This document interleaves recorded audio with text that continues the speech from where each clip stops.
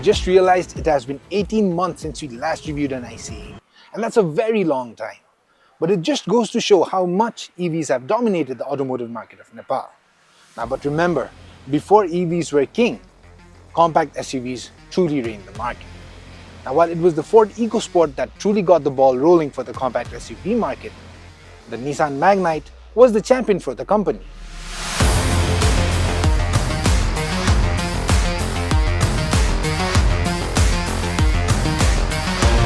It really helped with their dwindling sales, and it did great numbers. And today, we have with us the facelifted Nissan Magnite for our review. While this is a facelift, it is not a comprehensive one. There aren't a lot of changes. It does have the same muscular appeal that made it very popular amongst people, but everything else kind of remains the same. There is this nice grille with the piano black finish and chrome accents, which has opinions polarized amongst people, but I think I like it. And there's a new skid plate with a fog lamp, which kind of finishes off the entire look of the Magnite in the front. Oh, and let's not forget the L-shaped DRLs.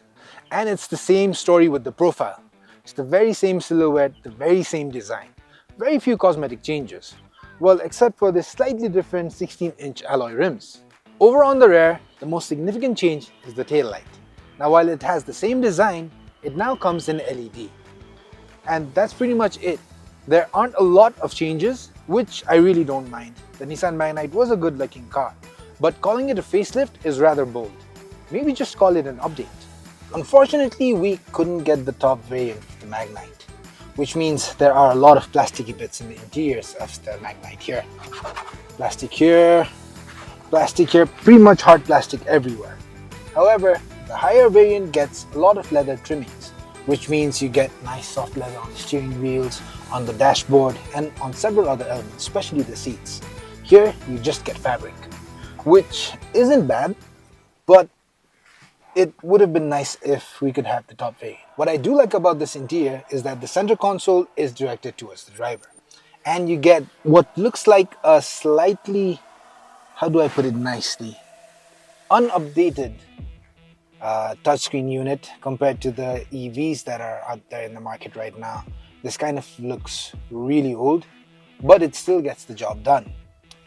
And what I truly like are the physical buttons.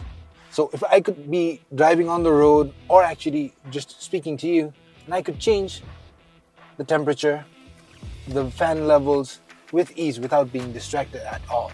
And I think there is no substitute for this sort of utility in a car, especially not a touchscreen unit. The seats themselves are pretty comfortable. I get a good tall vantage point so I can see where I'm going. I like driving in a tall driving position. I've got good thigh support, I've got good headroom, and there's a lot of space between me and my passenger, so our elbows aren't touching when we're driving.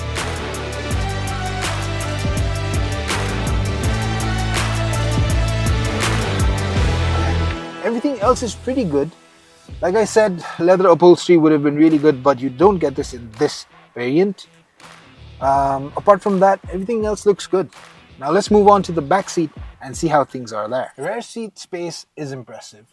The driving seat is positioned to my driving position, and I still have a good amount of knee room and good headroom. Now I stand at 6'3", so if you're not taller or larger than I am, this much space should be good enough. I've got a good amount of space to stick my foot under the seat, which I really like. And it has a fairly fat floor bed, which means I can move from this seat to the other if needed. For the comfort of rear passengers, you get rear AC vents and the USB-C port, which is very important in this day and age. You can also drop this center armrest down and have space for 2 cups and a space to put your phone. And if you get that out of the way, you can possibly sit 3 people in the back with relative ease. And on the door panels, you get a lot of space to hold your water bottles. First of all, let's address the elephant in the room. Yes, this is a 1.0 liter petrol engine without a turbo. It's a tiny engine and it just makes 72 psi at 6,200 RPMs and a maximum torque of 96 Newton meters at around 3,400 RPMs. Which means if you're driving enthusiastically, you will be revving the engine a lot. But if you're going out to the store to buy a couple of apples, or you're going to your office and back home, you don't need to drive like that. In the city, in traffic, this is very easy to drive. The steering is very light, the accelerator is responsive, and you can make overtaking moves in the city with ease. But if you're traveling out of the city, in the highways or open roads like we are right now, how do I sound with it when I hit the ground? 100-mile finish. My moment now ain't no mouse in us. I'm on the prowl and my style fitted. My time, give me high fives. Get a picture of the wise guy. What's a wave to a high tide? Never stop when you my you will need to work the accelerator a little bit. And that means the engine will be screaming at times. And honestly, that is a lot of fun. And the gear shifts. I'll never get tired of those.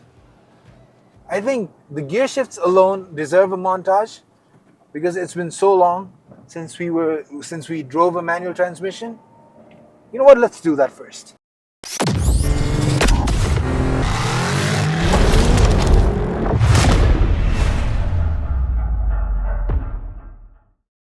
You know how they say it's fun to drive a fast car fast, but it's even more fun to drive a slow car fast. And that was fun. Alright, I'll admit it. We are exaggerating a lot here. Those are way too many gear shifts, and they're not as exhilarating as we made it out to be. Working the engine is a necessity, and it does affect your mileage a fair bit. But if you're making any fast overtaking maneuver, there aren't many workarounds.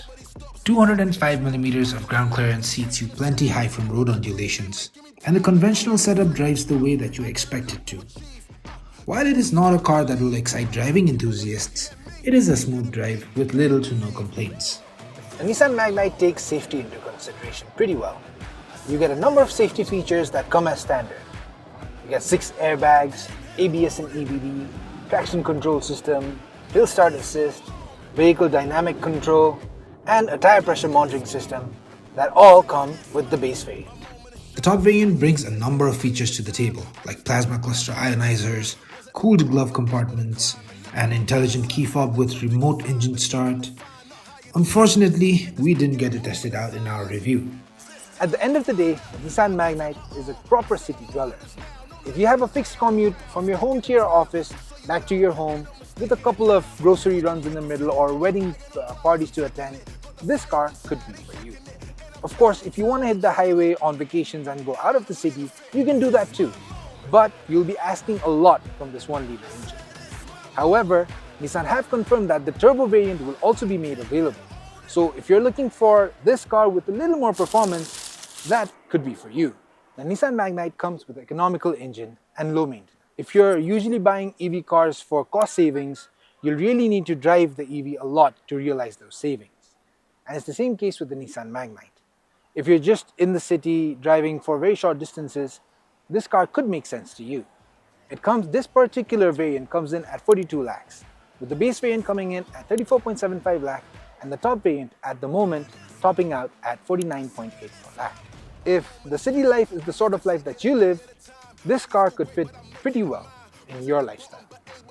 This has been Nepal Drives with the Nissan Magnite. Make sure you like our video and subscribe to our channel. We'll see you soon.